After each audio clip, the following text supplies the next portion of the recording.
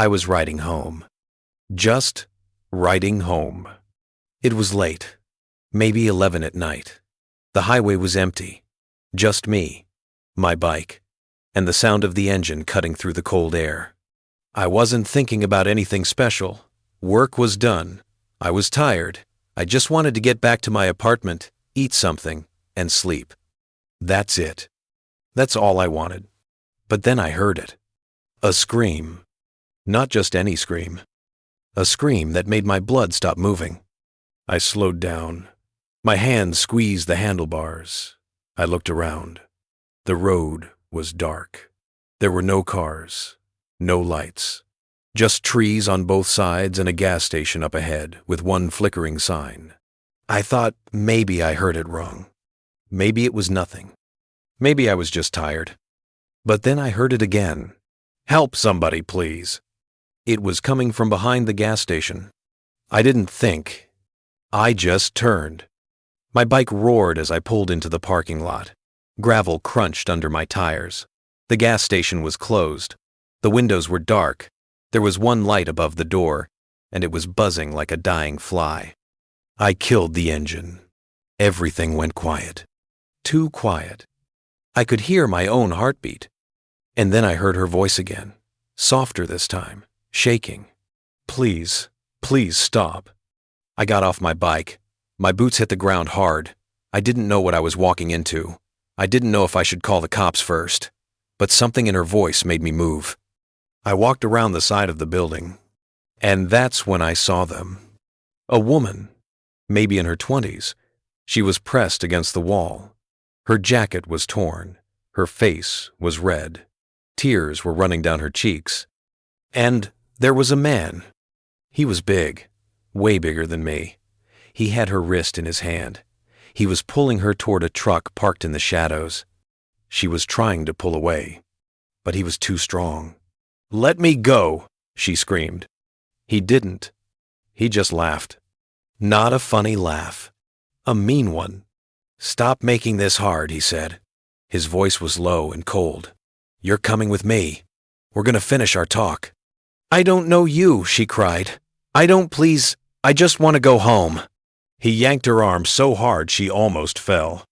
That's when I stepped forward. "Hey." My voice came out louder than I expected. Both of them turned. The man looked at me like I was a fly he wanted to swat. The woman looked at me like I was the first light she'd seen in hours. "Walk away," the man said. His eyes didn't blink. "This is none of your business." I didn't move. Let her go. He smiled, but it wasn't a real smile. It was the kind of smile that makes your stomach hurt. Or what? I took another step closer. My hands were shaking, but I kept them steady. "Or I'm gonna make you." For a second, nobody moved. The woman was staring at me. Her eyes were wide. She looked terrified, not just of him, of what was about to happen. The man let go of her wrist. She stumbled back against the wall, breathing hard. He turned to face me. "You got no idea what you just did," he said quietly. And then he reached into his jacket. I saw the handle. A knife.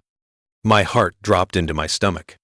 Everything in my brain was screaming at me to run. But I didn't. I couldn't. Because if I ran, she was dead. I knew that. He took a step toward me. The knife caught the light from the gas station sign. "Last chance," he said. "Turn around. Get on your bike. Right away. Forget you saw anything." I looked past him. At her. She was crying, shaking. Her hands were covering her mouth. I looked back at him. No. He lunged. Everything happened so fast. I moved to the side. His arm swung past me. I grabbed his wrist. We both crashed into the wall. The knife fell. It clattered on the ground. He threw a punch. It hit me in the ribs. Pain exploded through my chest. I couldn't breathe, but I didn't let go. We hit the ground. He was on top of me. His hands were around my throat. I couldn't breathe. I couldn't see. Everything was going dark. And then I heard her voice. "Get off him!" A loud crack. The man's grip loosened. He fell to the side. I gasped for air. My vision cleared. The woman was standing over him. She was holding a brick. Her hands were shaking so bad she almost dropped it. The man wasn't moving. She dropped the brick. It hit the ground with a heavy thud. She looked at me, then at him, then at her hands. "Oh my God," she whispered. "Oh my God, what did I do?" I sat up. My ribs were screaming. My throat felt like it was on fire. "You saved my life," I said. She didn't hear me. She was staring at the man. Is he dead?" I crawled over. I checked his neck. There was a pulse. "He's alive," I said. "He's just knocked out." She let out a breath, but she didn't look relieved. She looked more scared than before. "We need to call the cops," I said. I pulled out my phone. "No." Her voice was so loud it made me jump. I looked at her. "What?" She was shaking her head. Fast. Her eyes were wild. "We can't call the cops. We can't." "Why not?" "He just tried to. Because he's a cop." The world stopped. I stared at her. "What?" She pointed at the man on the ground. Her finger was trembling. "His name is Officer Daniel Reed. He works at the station 2 towns over. If we call this in, they're going to believe him, not me, not you." I looked down at the man, at his jacket. I hadn't noticed before, but now I saw it. A badge, clipped to his belt. My stomach turned inside out. "Then what do we do?" I asked. She looked at me. Her face was pale. Her voice was barely a whisper. "We run. If this story is pulling you in, hit that like button, drop a comment, and subscribe, because what happens next is going to blow your mind." We ran. I didn't think. I didn't ask questions. I just grabbed her hand and we ran. My bike was still sitting in the parking lot. The keys were in my pocket. My ribs were screaming with every step, but I didn't stop. She was right behind me. Her breathing was fast, scared. She kept looking back over her shoulder like he was going to wake up and chase us. "Get on," I yelled. She didn't hesitate. She jumped on the back of my bike, her arms wrapped around my waist so tight I could barely breathe. I started the engine. It roared to life. And we were gone. The gas station disappeared behind us. The road stretched out ahead, dark and empty. I didn't know where I was going. I just knew we had to get far. The wind was cold. It stung my face. My throat still hurt from where his hands had been, but I kept my eyes on the road. She didn't say anything. She just held on. Her whole body was shaking. I could feel it through my jacket. We rode for 20 minutes, maybe longer. I took back roads, small streets, places where no one would see us, places where no cameras would catch my license plate. Finally, I pulled into an empty parking lot behind an old diner. The kind of place that's been closed for years. The windows were boarded up. Weeds were growing through the cracks in the pavement. I killed the engine. Everything went quiet again. For a moment, neither of us moved. Then, she let go. She got off the bike and took a few steps away. Her legs were shaking so bad she almost fell. She put her hands on her knees and bent over, breathing hard. I got off too. My whole body hurt. "Are you okay?" I asked. She didn't answer. She just stood there, breathing, shaking. I took a step closer. "Hey, are you in Desto?" "I killed him." Her voice was flat, empty. I shook my head. "No, you didn't. He was breathing. I checked." She stood up. Her eyes were red. Her face was pale. "But I hit him. I hit a cop. Do you understand what that means?" I didn't know what to say. She laughed, but it wasn't a real laugh. It was the kind of laugh that comes out when you're about to break. "They're going to find him. And when they do, they're going to come looking for us. For Emmy. Then we go to the police," I said. We tell them what happened. We tell them he attacked you. We tell them the truth. She looked at me like I just said the dumbest thing in the world. You think they're going to believe me? A random woman with no proof? Against one of their guys? I opened my mouth, but I didn't have an answer. Because she was right. She sat down on the curb. She put her face in her hands. I sat down next to her. For a long time, we just sat there, silent. The night was so quiet I could hear crickets in the distance. Finally, I spoke. What's your name? She didn't look up. Why does it matter? Because I just saved your life, and you saved mine. I think I should at least know your name. She was quiet for a moment. Then she lifted her head. Emma. Emma, I repeated. I'm Jake. She nodded, but she didn't smile. Thanks, Jake, for what you did back there. You didn't have to stop. Yeah, I did. She looked at me, really looked at me. Her eyes were searching my face like she was trying to figure out if I was real. Why? She asked. You don't even know me. You could have just kept riding. You could have called the cops and kept going. But you didn't. Why? I thought about it. Because if I didn't stop, I'd never forgive myself. She stared at me for a long moment. Then she looked away.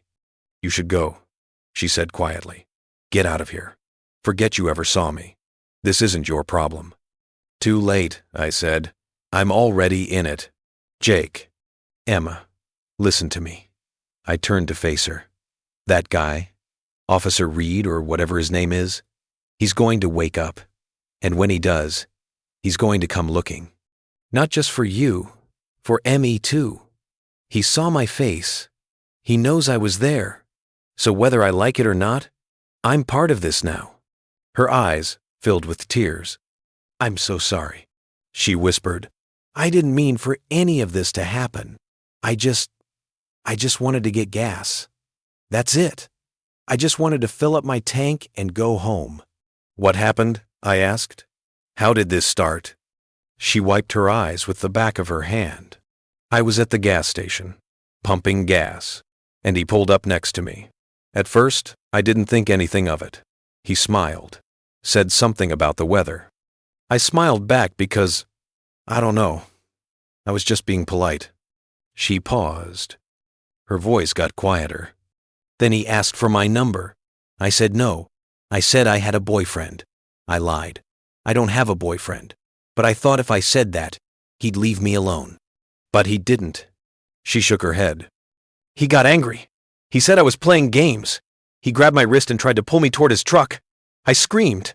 I tried to fight him off, but he was so strong. And then you showed up. I felt my fists clench. That guy's a predator, I said. He's done this before. I know he has. Emma nodded. And he'll do it again, unless someone stops him. I looked at her. Then we stop him. She laughed, but this time it was bitter. How? We can't go to the cops. We can't go to the news. No one's going to believe us. He's got a badge, Jake. He's untouchable. I stood up. Then we get proof. She looked up at me. What? We get proof, I said again. We find out who he is. We find out if there are other women, other victims. We build a case so strong that no one can ignore it. Emma stood up too. She was shaking her head. That's crazy. That's insane. We're not detectives. We're not lawyers. We're just two people who know the truth, I said. And sometimes that's enough. She stared at me. For the first time, I saw something other than fear in her eyes. I saw hope. Small, fragile, but there. Okay, she said quietly. Okay, let's do it. I nodded. But first, we need to get somewhere safe. Somewhere he won't find us. I don't have anywhere to go, she said. I was staying at a motel, but I can't go back there. If he knows my name, he'll find me. I thought for a moment. Come with me. I have a friend. Lives about an hour north. He owes me a favor. We can stay there for a few days.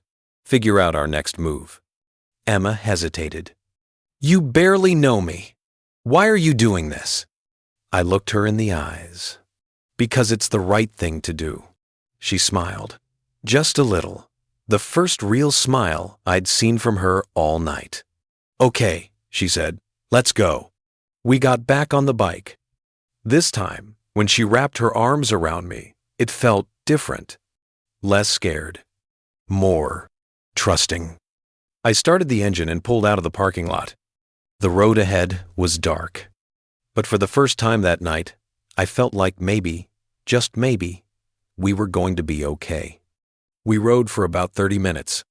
The roads were empty. The sky was black. No stars, just clouds. And then I saw the lights. Red and blue, flashing in my mirror. A cop car. Right behind us. My heart stopped.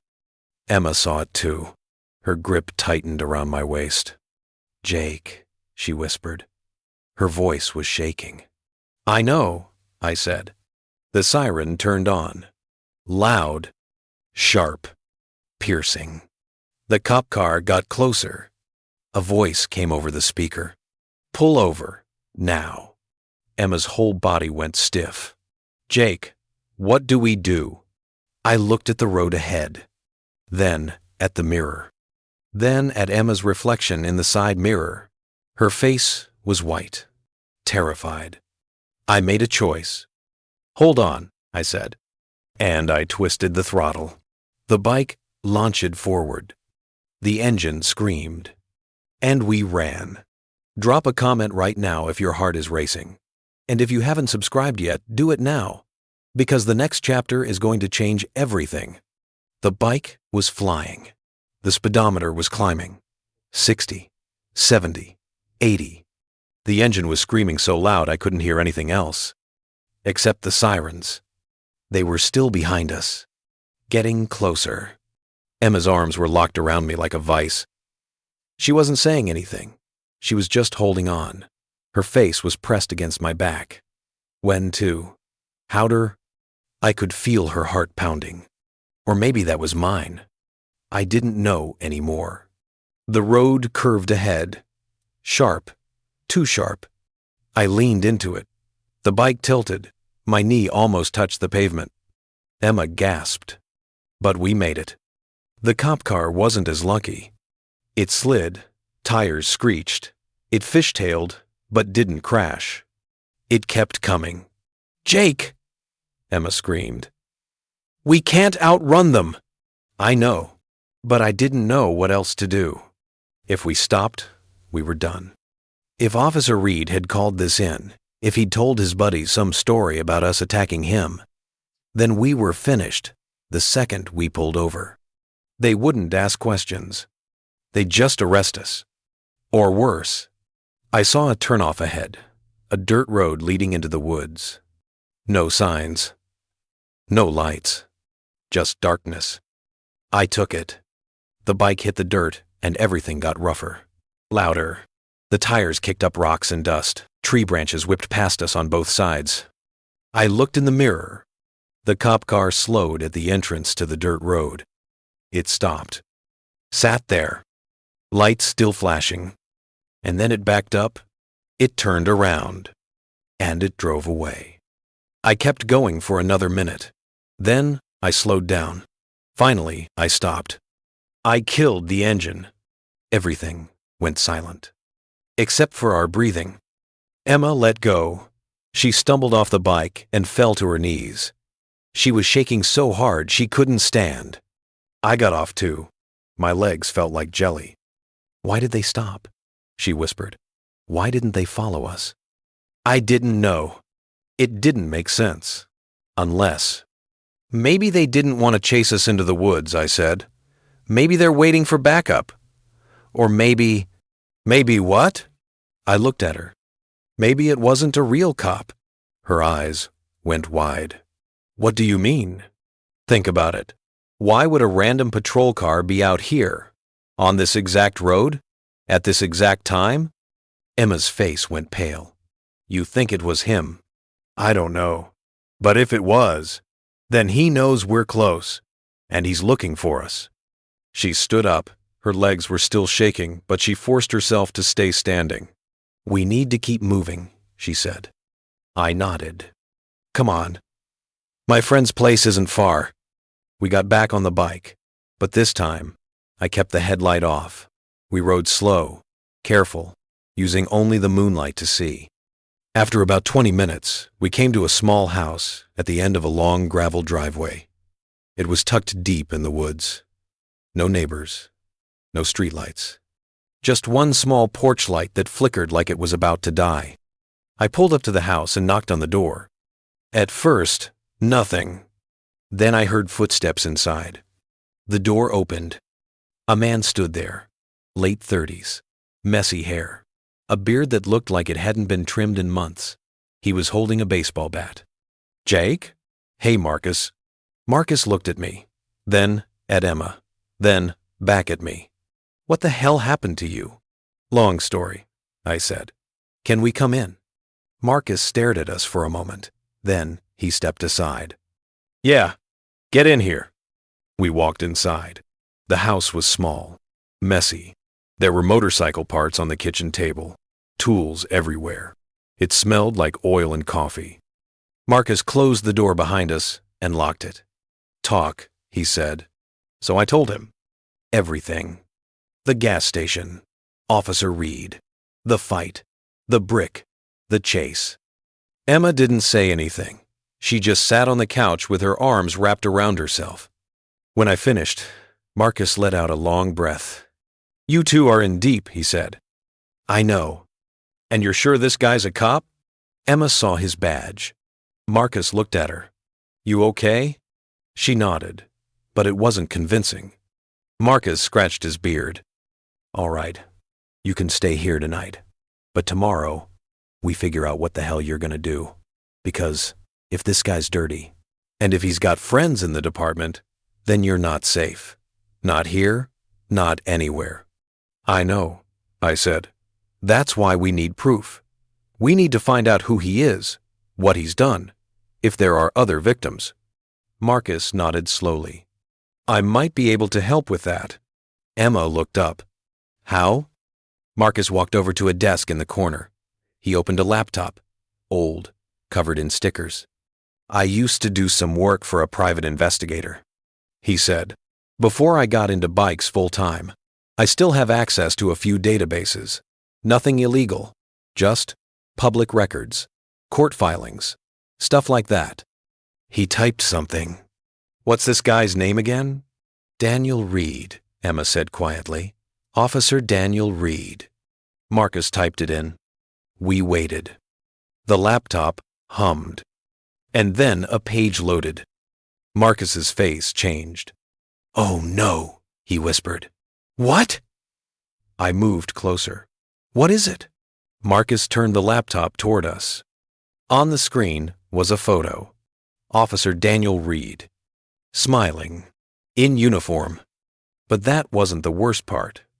Below the photo was an article. "Local officer cleared of misconduct charges." I read the first few lines.